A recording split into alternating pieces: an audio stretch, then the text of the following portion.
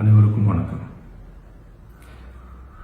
என் லைஃப்பில் இந்த மாதிரி ஒரு பெயின்ஃபுல்லான ஒரு சுச்சுவேஷனை நான் ஃபேஸ் பண்ணதே கிடையாது.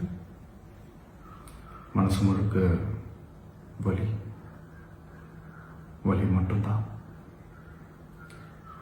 இந்த சுற்றுப்பயணத்தில் என்னென்ன மக்கள் பார்க்க வராங்க, அதுக்கு ஒரே ஒரு காரணம் தான் அவங்க என் மேலே வச்சிருக்கிற அன்பும் பாசம்.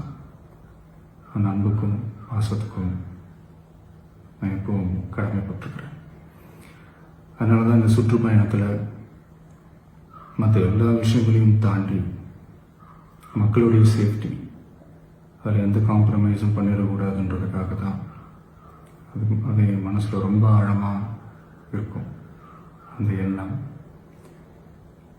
அதனால தான் இந்த அரசியல் காரணங்கள் எல்லாத்தையும் தவிர்த்துட்டு ஒதுக்கி வச்சுட்டு மக்களுடைய சேஃப்டி மட்டும் மைண்டில் வச்சுக்கிட்டு அதுக்கான இடங்களை சூஸ் பண்ணுறது, அதுக்கான இடங்களை பார்த்து பெர்மிஷன் கேட்கறது, போலீஸ் டிபார்ட்மெண்ட்டில் அதை ரிக்வெஸ்ட் பண்ணி கேட்போம். ஆனால் நடக்கக்கூடாதது நடந்துருச்சு. நானும் மனுஷன் தானே. அந்த நேரத்தில் அத்தனை பேர் பாதிக்கப்பட்டு இருக்கும்போது எப்படி அந்த ஊரை விட்டுட்டு என்னால் கிளம்பி வர முடியும்? நான் திரும்ப அங்கே போகணும்னு இருந்துச்சுன்னா அதை ஒரு காரணம் காட்டி அங்கே வேறு சில பதட்டமான சுச்சுவேஷன்ஸ், வேறு சில சம்பாவிதங்கள் அந்த மாதிரி எதுவும் நடந்துடக்கூடாதுன்றதுக்காக தான் நான் அவாய்ட் பண்ணேன்.